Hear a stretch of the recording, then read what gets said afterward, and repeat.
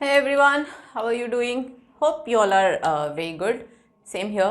So आज जैसे कि आप देख सकते हैं हमारा टॉपिक है acquired and inherited traits।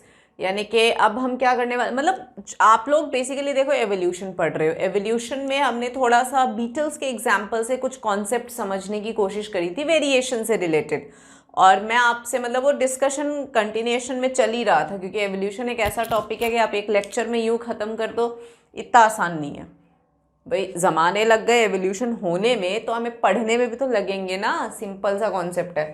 तो एवोल्यूशन जो हुआ था बीटल्स के उससे हमने थोड़ा सा लास्ट क्लास में देखने की कोशिश करी थी कि जो बीटल्स थे उनमें कलर वेरिएशन आया था, ठीक है। और वो बीटल्स कलर वेरिएशन की वजह से उनमें चेंजेस भी आए थे। तो जब उनमें चेंजेस आए थे तो वो चेंजेस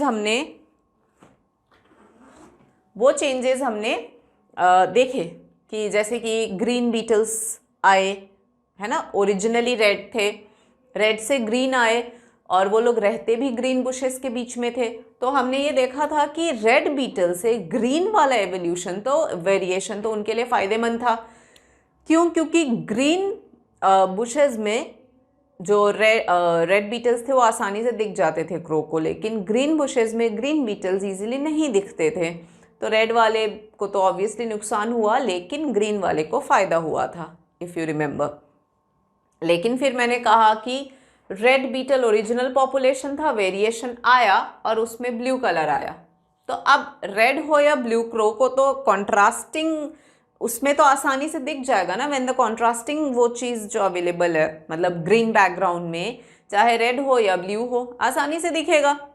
तो ब्लू कलर का जो वेरिएशन आया वो कोई सर्वाइवल एडवांटेज नहीं दे रहा। That is done. उसके बाद में हमने ये देखा कि चलो चाहे कोई भी वेरिएशन, इवन ग्रीन ही आया हो, वो क्रो से तो उसको सर्वाइवल बेनिफिट मिल रहा है, लेकिन आप एक एलिफेंट मस्त मौला हाथी के उससे सोचो तो पैर पड़ जाए तो अब वहाँ पे कुछ भी हो सकता है। तो वहाँ वेरिएशन से मतलब ही क्या है, वो तो एक सडनली हो गया। तो सर्वाइवल एडवांटेज मतलब ज़रूरी नहीं कि हमेशा वेरिएशन सर्वाइवल एडवांटेज दे, मोस्टली देता है, बट कुछ ऐसे केसेस ये हैं जहाँ पर मैंने आपको एग्जांपल बताया कि यहाँ नहीं आया। तो हम ये डिस्कस कर रहे थे, और इसी में मैंने आपको ये चीज़ बोली थी कि जो बुशेज़ में जो बीटल्स रहते थे, उन ग्रीन बुशेज़ में बीटल्स को खाना मान लो कि नहीं मिल रहा है। Why? Because the bushes on which these beetles feed upon, वो बुशेज़ इन्फेक्ट हो गए हैं कोई डिजीज़ से। अब वो बीमारी होने के कारण वो बुशेज़ पे फीड बीटल्स नहीं कर पा रहे हैं, तो उनको खाना कम मिल रहा है, ठीक है। तो beetles are not able to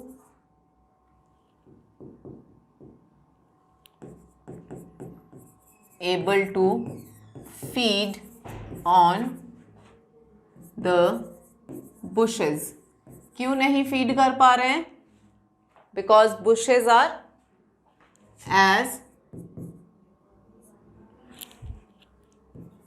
the bushes are infected with disease। अब इससे क्या हुआ? इससे ये हुआ कि बीटल्स स्टार्व्ड, ठीक है। बीटल स्टार्व हो गए और वीक हो गए। फिर क्या हुआ? फिर सडनली वो प्लांट डिजीज गया, ठीक है, और बुशेज अब अवेलेबल हो गए। Starved beetle means beetle starved and lost weight, खाना मिला नहीं तो वेट लॉस हो गया। अब सडनली इसका सिचुएशन रिवर्स कर दो, यानी ये जो बुशेस थे इनको जो इन्फेक्शन हुआ था वो ठीक हो गया, अब इनको खाना अच्छे से मिल गया। तो क्या खाना अच्छे से अगर मिल जाता है तो सैचुरेटेड बीटल हो गए। तो पॉइंट ये है कि ये जो लॉस्ट वेट वाले बीटल्स थे, क्या अब इनके आगे की सारी जनरेशन वेट लॉस वाले बीटल्स ही होंगे? ये पॉइंट था जो पॉइंट ऑफ कंसर्न बन रहा था। आ रही है आपको बात समझ में कि ये जो लॉस्ट वेट केस था, ऐसा थोड़ी है कि मतलब इन्होंने वेट लूज कर दिया, यानी आगे के जितनी भी जनरेशन होंगी,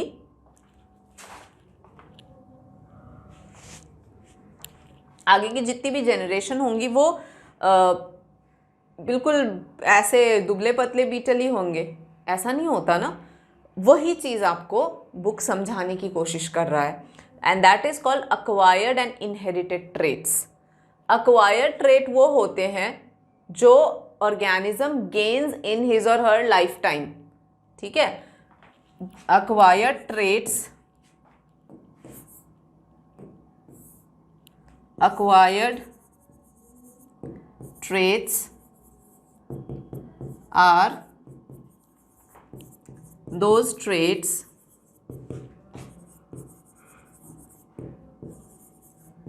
which organism gains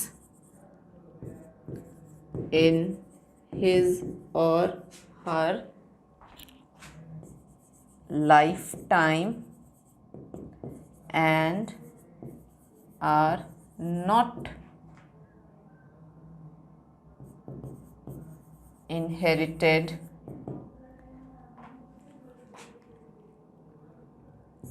to the future generations। ठीक है, ये बिल्कुल रट लेना है। ये लमार्क बिलीव करते थे इनहेरिटेंस ऑफ अक्वायर्ड कैरेक्टर, ये लमार्क का भी बिलीव था, जो कि बिल्कुल गलत है। ठीक है, क्योंकि अक्वायर्ड ट्रेट्स यानी कि लाइफ टाइम में कोई ट्रेट हमने गेन किया हो, तो लाइफ टाइम में कोई ट्रेट अगर हमने गेन किया तो वो कैसे आगे बाय डिफ़ॉल्ट ट्रांसफ़र हो सकता है, ये है कॉन्सेप्ट। ठीक है, तो जैसे कि आप लोगों में कोई पढ़ पढ़ के विद्वान बन गया, गीता रट गई आप लोगों को, और ऐसे कुछ अनयूजुअल फीचर्स जो आपने गेन करी, तो ऐसा थोड़ी अब आपने गीता रट ली पूरी तो अब आपके आगे के 6-7 पुस्तकों रटनी नहीं पड़ेगी क्योंकि आपने पढ़ लिया। ये तो आपने गेन किया ना अपने लाइफ टाइम में, तो ये तो आपने गेन किया है अपनी लाइफ टाइम में, ना कि उन्होंने। तो अक्वायर्ड यानी अपने लाइफ में जो भी आपके पास आया वो चीज़ आप इनहेरिट नहीं हो पाती है। ठीक है, सपोज़ आपने गिटार बजाना सीख लिया या आपने कोई डांस सीख लिया, तो दैट डजंट मीन कि आगे की अब 6-7 पुश्ते को कुछ करना ही नहीं पड़ेगा बिकॉज आपने कर लिया। ऐसा होता है क्या? नहीं ना। वही चीज़ है अक्वायर्ड कैरेक्टर की। अक्वायर्ड आपने अपनी लाइफ टाइम में वो चीज़ अक्वायर करी है, वो आगे नहीं जाएगी। ठीक है, ये है। So acquired traits are those traits which are not inherited further. Beetles ने भी ये स्टारवेशन तो अक्वायर करी ना, बिकॉज इनको खाना नहीं मिला, लेकिन ऐसा थोड़ी है कि आगे की अब कंटिन्यूड जनरेशन ऐसे भूखे मतलब दुबले पतले बीटल ही आएंगे, तो ऐसा क्यों नहीं है। ठीक है, आप अपने केस में देख लो ना, एक्सीडेंट हो जाते हैं, लोगों के हाथ पांव टूट जाते हैं, कुछ भी हो जाता है, तो क्या आगे की पूरी जनरेशन लंगड़े लूले थोड़ी आते हैं? सिंपल सा कॉन्सेप्ट है। तो वो अक्वायर्ड है, इनहेरिट आगे नहीं होता है, खत्म। अब देखते हैं इनहेरिटेड ट्रेट्स। तो इनहेरिटेड ट्रेट्स क्या होते हैं? Obviously inherited traits due to the variation in the germ cell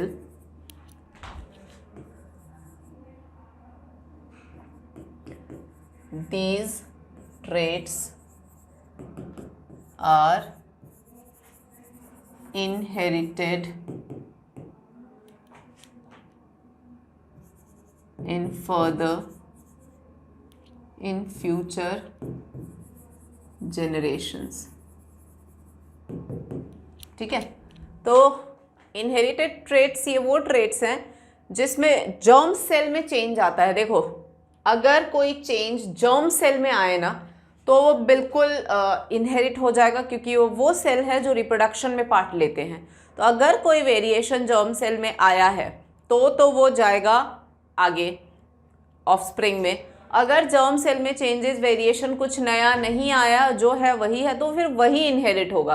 तो अगर चेंजेस जर्म सेल में आए हैं then only it will get inherited. तो ये वो चेंजेस होते हैं जो उसमें वेरिएशंस के थ्रू आते हैं, यानी कि जब गैमेट्स बन रहे होते हैं तो मैंने कहा था ना पेरेंटल क्रोमोसोम कॉपी होके आते हैं, तो कॉपिंग के दौरान, कॉपिंग क्योंकि एग्जैक्टली या एक्यूरेटली नहीं होती, चेंजेस होते हैं, तो दीज आर दोज चेंजेस, ठीक है, और इस तरीके से वो कर लेते हैं, ठीक है बच्चों।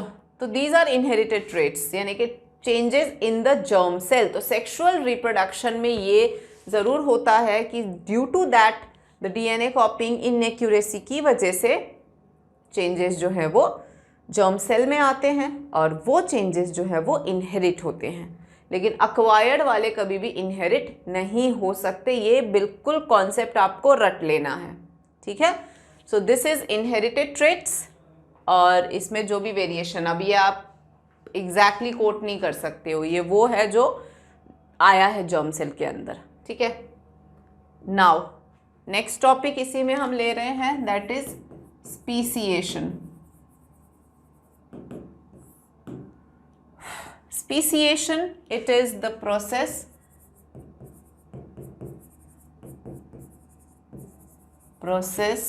by which new species are created,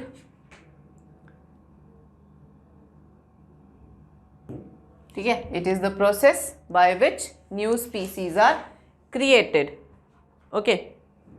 और ये कहाँ से आते हैं? क्रिएटेड और developed from the existing species, जो ऑलरेडी प्रेजेंट हैं उनमें से वेरिएशंस होके नई नई स्पीसीज जो है वो आते हैं। अच्छा, अब ये किस लिए आ सकते हैं, कैसे हो सकता है ये, तो ये ध्यान से सुनना। ये हो सकता है एक तो ज्योग्राफिकल आइसोलेशन, ओके, या फिर माइग्रेशन,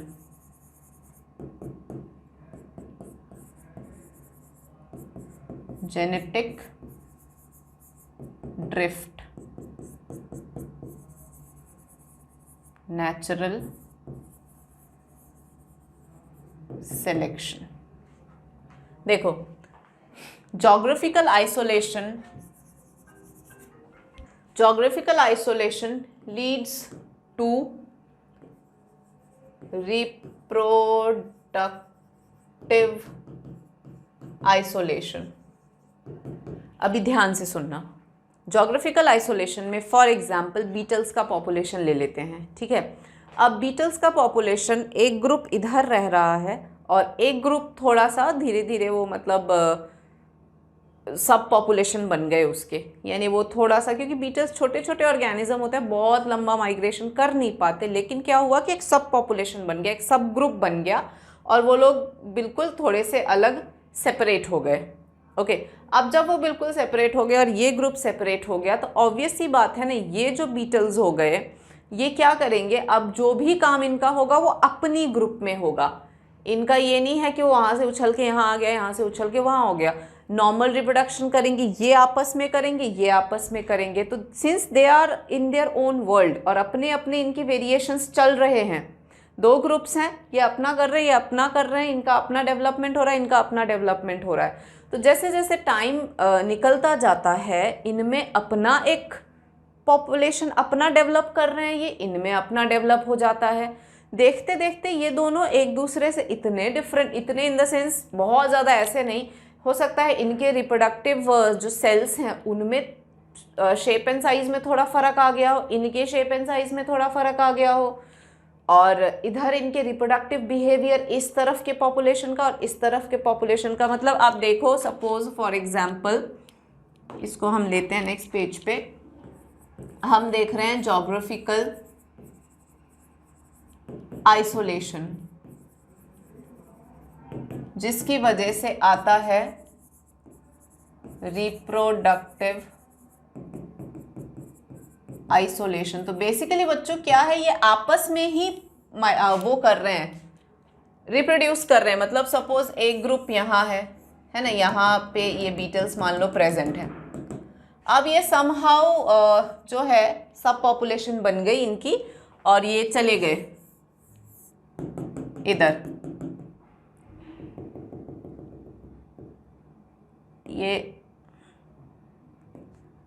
ये मान लो इधर आ गए बीटल्स, ठीक है। अब ये आपस में यही जो करना है ये यही करेंगे, ये लोग जो करेंगे वो यही करेंगे, ये ना इसमें जाएंगे ये ना उसमें जाएंगे, ठीक है। या फिर ये ऐसे भी हो सकता है कि ये जब उधर गए और ये अपना अपना कर रहे हैं तो धीरे धीरे इनका एक अपना जर्म लाइन तैयार हो जाएगा, इनका एक अपना जर्म लाइन तैयार होगा, इनका एक अपना जीन पूल होगा, इनका एक अपना जीन पूल हो जाएगा over the period of time, क्योंकि ना ये यहाँ आ रहा है ना ये वहाँ जा रहा है, ठीक है। तो ये अपना अपना ही क्रिएट हो गया। तो देखते देखते इतना चेंज आ सकता है, इतनी वेरिएशन आ सकती है कि हो सकता है आगे जाके इनके जो गैमेट्स और इनके जो गैमेट्स हो मिले ही ना।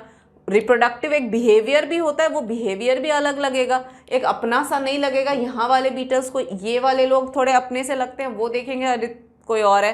तो देखते देखते धीरे धीरे रिप्रोडक्टिवली एक दूसरे से दूर होते चले जाएंगे, ठीक है। हो सकता है ऐसा भी हो कि ओकेजनली कोई अलग सा बीटल का पॉपुलेशन क्रो ने उठाया, खा नहीं पाया और दूसरे पॉपुलेशन में उसने ड्रॉप कर दिया, तो उससे भी क्या होगा, धीरे धीरे वो मिंगल होता जाएगा, वो वहाँ पे प्रोड्यूस करेगा, तो उससे भी कुछ नया आ सकता है।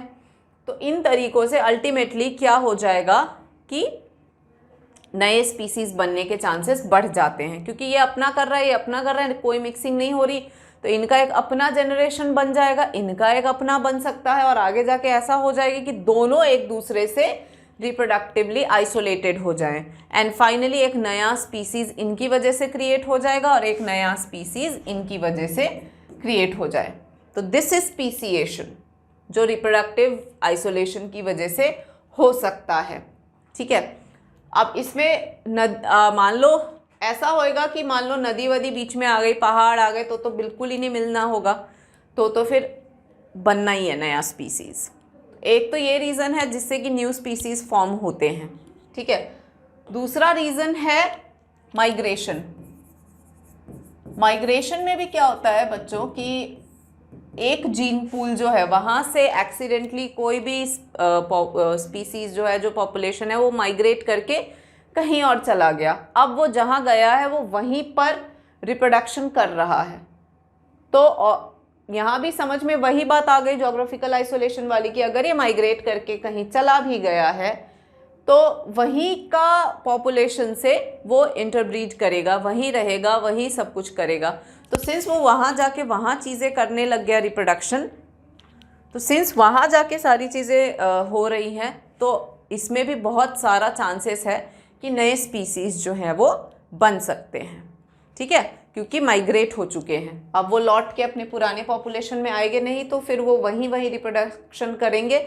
ऑब्वियसली रिप्रोडक्शन से हम यहाँ सेक्सुअल रिप्रोडक्शन की बात कर रहे हैं, जिसमें हमेशा जर्म सेल्स इन्वॉल्व होते हैं, और जर्म सेल्स ऑलरेडी वेरिएशन के साथ आगे आते हैं, और जब वो इन्वॉल्व होते हैं और फिर वो गए हैं कहीं और वो करने, रिप्रोडक्शन करने, तो चेंजेस बाय डिफ़ॉल्ट हैं, ओके। माइग्रेशन के बाद में नेक्स्ट हो जाएगा जेनेटिक ड्रिफ्ट। यहाँ पे movement of genes from the gene pool by chance due to some natural, यानी कि अब जेनेटिक ड्रिफ्ट में भी, ड्रिफ्ट नाम ही ड्रिफ्ट हो गया है, यानी वो अपनी ओरिजिनल पॉपुलेशन से समहाउ ड्रिफ्ट हो गया है। क्यों? क्योंकि कुछ भी नेचुरल कैलामिटी हो गया, उस दौरान फ्लड आ गया तो वो बह के कहीं और चला गया, या फिर अर्थक्वेक आ गया जो पूरा का पूरा पॉपुलेशन ही उसमें ख़त्म हो गया, या वो यहाँ था फिर बिल्कुल किसी भी रीज़न से, नेचुरल कैलामिटी से वो बिल्कुल अपने ओरिजिनल पॉपुलेशन से ड्रिफ्ट होके कहीं और चला गया। अब ओरिजिनल पॉपुलेशन से कहीं और चला गया और बाई चांस हुआ है, ये नहीं कि ये चीज़ें नेचुरली या खुद से किया हो इन्होंने, बाई चांस हो गया है। तो अब जहाँ भी ये नई जगह पे पहुँचे रिप्रोडक्शन अब वहीं करेंगे, कॉन्सेप्ट वही है, बट ये है माइग्रेशन में वो खुद माइग्रेट हुए हैं, जेनेटिक ड्रिफ्ट में बाई चांस नेचुरल कैलामिटी के थ्रू हुए हैं, ये है। तो genetic drift is also one of the main reasons of speciation and one of the major जो रीजन्स है स्पीसीएशन के वो है नेचुरल सिलेक्शन। नेचुरल सिलेक्शन ये दिया था चार्ल्स रॉबर्ट डार्विन, ठीक है, चार्ल्स रॉबर्ट डार्विन। तो चार्ल्स रॉबर्ट डार्विन ने ये थियरी प्रपोज किया था, मतलब ये 22 साल के थे जब ये निकल पड़े थे वॉयज के लिए साउथ अमेरिकन के जंगल्स में, और वहाँ पे ये मतलब गए थे। इनका शिप का नाम था HMS बीगल, आई रिमेम्बर, और इस शिप में बैठ के 22 साल की उम्र में ये निकल पड़े थे, ये इनके शिप का नाम था, और ये निकल पड़े थे गैलापागोस आइलैंड्स पे। तो वहाँ पे ये खूब मतलब बहुत लंबे टाइम तक रहे, ऐसा नहीं है कि 1-2 दिन रुक के आ गए हो, पूरे टाइम वहीं रुके ये, काफ़ी सालों तक। I don't even remember the days, but हाँ he lived for many years over there. और वहाँ रह के इन्होंने बाकायदा ये जितने ऑर्गेनिजम्स थे इन पे, स्पीसीज़ पे, इन पे रिसर्च करा और फिर कंफर्म किया evolution is a slow process that happens with the help of natural selection, यानी नेचर सेलेक्ट्स द फिटेस्ट, यानी he talked about survival of the fittest, यानी कि जो फिट है वो सर्वाइव करेगा, जो अनफिट है वो सर्वाइव नहीं करेगा। अच्छा, फिटनेस, यहाँ पर जो फिटनेस है ये फिटनेस रिप्रोडक्टिव फिटनेस की बात हो रही है, यानी जो फिट है वो क्या कर सकता है, बहुत सारे ऑफस्प्रिंग पैदा कर सकता है, जो फिट नहीं है वो ऑफस्प्रिंग पैदा नहीं कर सकता। तो fitness is in terms of Darwin's fitness या रिप्रोडक्टिव फिटनेस, यानी ऑफस्प्रिंग, क्योंकि जनरेशन उन्हीं की कंटिन्यू होगी ना जो ऑफस्प्रिंग पैदा कर रहे हैं, जिनके ऑफस्प्रिंग्स नहीं आएंगे उनकी जनरेशन कैसे कंटिन्यू होगी, तो वो फिर कैसे उसमें आगे सर्वाइव कर पाएंगे। सर्वाइवल तभी पॉसिबल है जब ऑफस्प्रिंग्स आएंगे। तो फिटनेस यहाँ पर स्ट्रिक्टली रिप्रोडक्टिव फिटनेस की वो बात करते थे, और रिप्रोडक्टिव फिटनेस वही अटेन कर सकता है जो क्या बोले, उस कंडीशन में सरवाइव कर सकता हो। अब जैसे कि डार्विन ने, देखो मेंडल का, जैसे मैंने कहा, मेंडल बिलीव्ड कि ये जो वेरिएशन है, मेंडल वाज थिंकिंग कि इतनी सिमिलैरिटी डिसिमिलैरिटी जो भी होता है ये क्यों आता है, तो वो उनका कॉन्सेप्ट जेनेटिक बेस्ड था, ठीक है, और इनका जेनेटिक्स नहीं था, ये जेनेटिक प्रूफ नहीं दे पाए थे, ये नेचर सेलेक्शन की बात करते थे कि जो ये चेंजिंग कंडीशन में जो एडजस्ट कर गया, जो सरवाइव कर गया वो तो टिक जाएगा, जो नहीं चेंजिंग कंडीशन को एडजस्ट कर पाएगा वो नहीं टिकेगा, ये इनका कॉन्सेप्ट था, ठीक है। तो दिस वाज चार्ल्स डार्विन, और नेचुरल सिलेक्शन की ये बात करते थे। तो नेचुरल सिलेक्शन से भी नया स्पीसीज़ या न्यू स्पीसीएशन आते रहते हैं, जैसे कि मैंने आपको पहले भी बताया है, जैसे वायरसेस हो गए, बैक्टीरिया हो गया, इनमें क्या एवोल्यूशन वेरिएशन आते रहते हैं। तो जिनमें वेरिएशन आए, चेंजेस आए, तो आगे की चेंज्ड कंडीशन में जो रह गया वो तो टिक गया, लेकिन जो चेंज कंडीशन को नहीं झेल पाता है वो ख़त्म हो जाएगा। ये थियरी नेचुरल सिलेक्शन की थी। तो इससे ये है कि धीरे धीरे धीरे धीरे ऑब्वियसली जो फिट है वही सर्वाइव कर पाएगा, तो उनका सिलेक्शन हो जाता है, जो फिट है वो सर्वाइव नहीं कर पाएंगे तो उनका सिलेक्शन नहीं होता है। सो कुल मिला के देखो बच्चों, एवोल्यूशन का जो कॉन्सेप्ट है and speciation very important concepts हैं, और आपकी बुक में थोड़ा सा एनसीईआरटी में ये है कि बातें समझाया है, बट ये पॉइंट्स ऐसे अलग से इन्होंने दिए नहीं हैं, तो थोड़ा सा आप इनको याद रख लेना। जेनेटिक ड्रिफ्ट का मतलब जीन्स का ड्रिफ्टिंग, बट नेचुरल कैलामिटी के थ्रू। माइग्रेशन इज़ जीन्स का movement again, but proper migrate हो गए हैं वो। ओके, जोग्राफिकल आइसोलेशन यानी कि समहाउ वो एक दूसरे से सेपरेट हुए हैं तो अपना अपना कर रहे हैं। नेचुरल सिलेक्शन, हालांकि जोग्राफिकल आइसोलेशन और माइग्रेशन आप एक साथ क्लब करके तरीके से बता सकते हो, कोई इशू नहीं है। Natural selection survival of the fittest, change condition में जो रह गया, जो सर्वाइव कर गया, जो उस चेंज कंडीशन को एडजस्ट कर पाता है, अडेप्ट कर पाता है, वो सर्वाइव करेगा। जो उस चेंज कंडीशन को अडेप्ट नहीं कर पाएगा वो नहीं करेगा। तो ऐसे धीरे धीरे धीरे करके नया ही आ जाएगा ना बच्चों। दैट इज़ वाई स्पीसिएशन के ये 4 या ये 3 मेन रीजंस आप पढ़ सकते हो। हालांकि इसमें इंस्टेंटेनियस स्पीसिएशन भी एक कॉन्सेप्ट आता है, जहाँ पे वो एलिफेंट फुट वाला कुछ भी हो सकता है, मतलब सडनली, तो वो इंस्टेंटेनियस में आ जाएगा।